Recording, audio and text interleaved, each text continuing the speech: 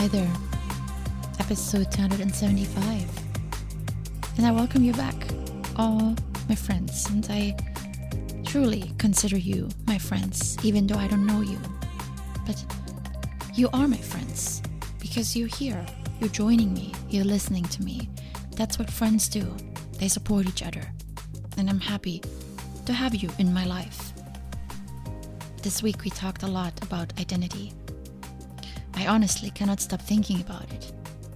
And often what is on my mind reflects in these episodes. And today's episode could be considered part 3 of our series on identity. But it can also just stand by itself. So if you're not following my episodes in order, do not despair. But if you have been listening to the last 2 episodes, maybe you are wondering, what will bring me the results I'm looking for? What if I'm just not disciplined enough, or cannot focus, or struggle with being organized? I hear you. These characteristics are tough to learn, and it's easy for me to speak about them in 10 minutes. If we didn't have really strict parents or spend part of our life in the military, we may struggle with willpower and self-discipline. Most of us lead comfortable lives. Instead of worrying what to eat for dinner, we worry about what we should not eat so we don't gain more weight. Temptations are everywhere, and when our ancestors struggled surviving, we struggle resisting. These times, we have more options than we can handle. And it makes it challenging to be self-disciplined and clear on what's most important. But, as you've seen from my previous episodes, if we don't acquire some of these essential characteristics, it becomes challenging to follow through on our goals. And if we cannot reach our goals, we often succumb to our environment. We let the outside world define the boundaries of who we are and what we can accomplish. And that's not really what I want. I have tasted what it's like, and I followed the rules and the best practices and what everyone thought was best for me. That's when I lived a limited life, with an identity that wasn't really mine. And this is also why I created Quest for You, so we can all find back to who we really are and live our life, and not pretending to live it. And one of the key lessons on this journey that I have learned is that we need good habits. I found that we either don't have habits and just kind of wing things, or we have bad habits, and those prevent us from living to our potential. Smoking, drinking, showing up late or staying up late, taking shortcuts left and right, talking back to people, being impolite, and so forth. It's easy to acquire bad habits because they often feel pretty darn good. The good habits, on the other hand, are harder to learn. They don't feel so good in the moment. In fact, they often ask for sacrifices. They prolong a good feeling at the expense of waiting, or even suffering a little. Good habits are not always popular or encouraged by those around us, and sometimes they appear to hold us back. But good habits, when in line with who we are, tend to bring us the life we really want to live. Think about one good habit today, one behavior that, if you didn't have to worry about it anymore, would bring you the best results.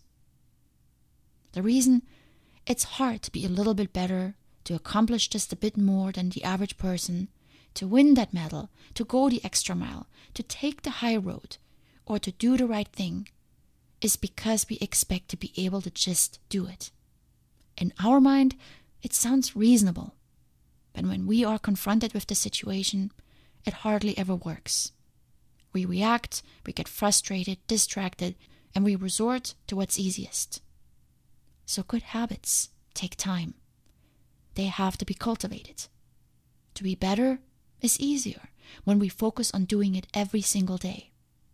Going the extra mile will be our default response when we make it part of our lifestyle. Doing the right thing can be a piece of cake, but only when it becomes a habit.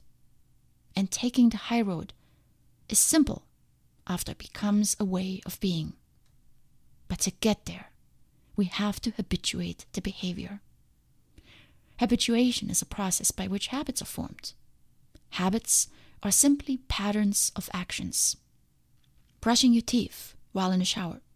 Saying good morning when you cross paths with a person, any person. Stopping at a crosswalk. These are simple examples of good habits.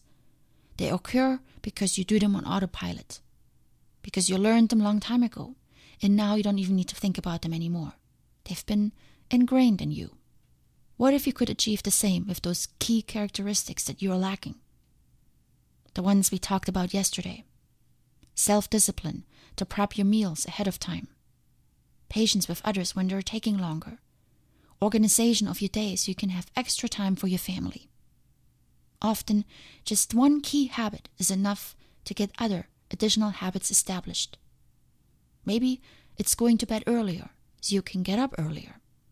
Maybe it's saving 10% of your paycheck automatically. That will trigger less spending and give you that buffer for emergency situations. Maybe it's being honest with yourself of how you speak with other people. That will trigger not only more self-reflection, but also lead to more quality relationships. Believing we can do it is not enough. We get in life not what we believe, but what our habits are. We get the outcomes of our habits. And these habits are brain-based and unconscious, just like in my example of brushing your teeth.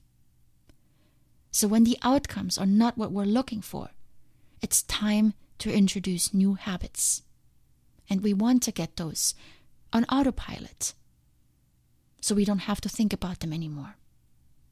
The thing is, if you're not in the habit of doing something, you won't do it. You forget about it. Or you constantly argue with yourself, should I have another donut or should I not? If it's a habit for you to eat healthy, you will not even raise the question. Even if you think you have the best idea out there. I know that I should be kind and patient with people that are rude or annoying. I want to be.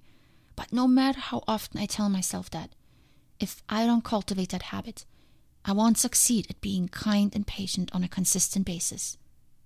Habituation is training the brain to adopt a new behavior, of thinking and doing and being in new ways.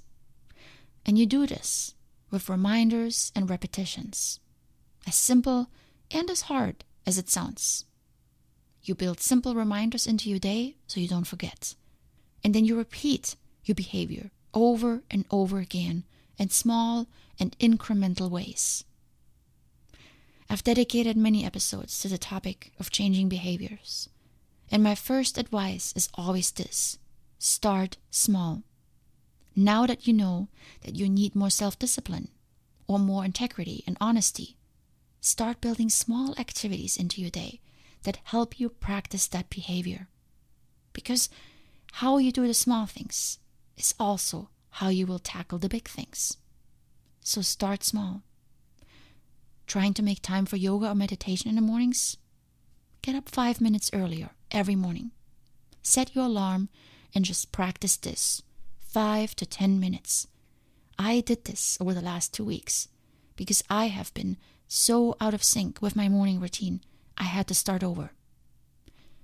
And I didn't meditate or do yoga. 10 minutes are not enough. I just started my day 10 minutes earlier. I arrived at work 10 minutes earlier, and I enjoyed a quiet office to get my day started.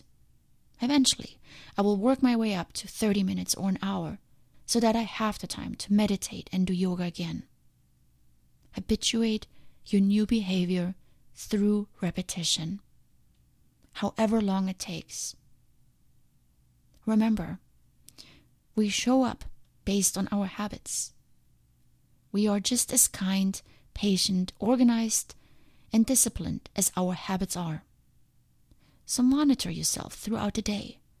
Look at the reactions of others to how you show up, and see if there is a gap between who you think you are and who you really are. That unkind and lecturing email I wrote the other day, that was me. That was how I decided to show up.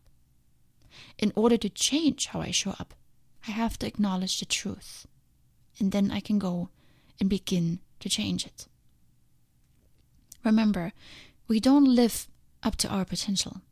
We live up to our identity. No matter what your skills are, how good you are at your job, or your role as a parent, if your identity says you're not worth it, or you can't do it, you'll not get the results of the skills that you have. How you see yourself is your self-image, and that is how you show up in the world. If you're not getting what you want, stop trying to do things to get it. Money won't buy them. More effort won't get them. More control and manipulation won't achieve it. Only you can get what you want when you change yourself. When you start being the kind of person that already has what you want. So I can't say it enough. Learn from others. See what characteristics they have that you might be lacking. And then cultivate them through habituation. That's the process, my friends. You are where your attention is. So always master your attention and place it where it's needed. Whether you choose to go above and beyond or to take a shortcut and break the rules, the underlying principle always remains the same. The way you do anything is the way you do everything. So start small. Focus on building good habits, and soon the big things will be within your reach. So much love from me to you. And don't forget, you can always reach out with questions or feedback so I can make this better for you, to help you be your best. Much love.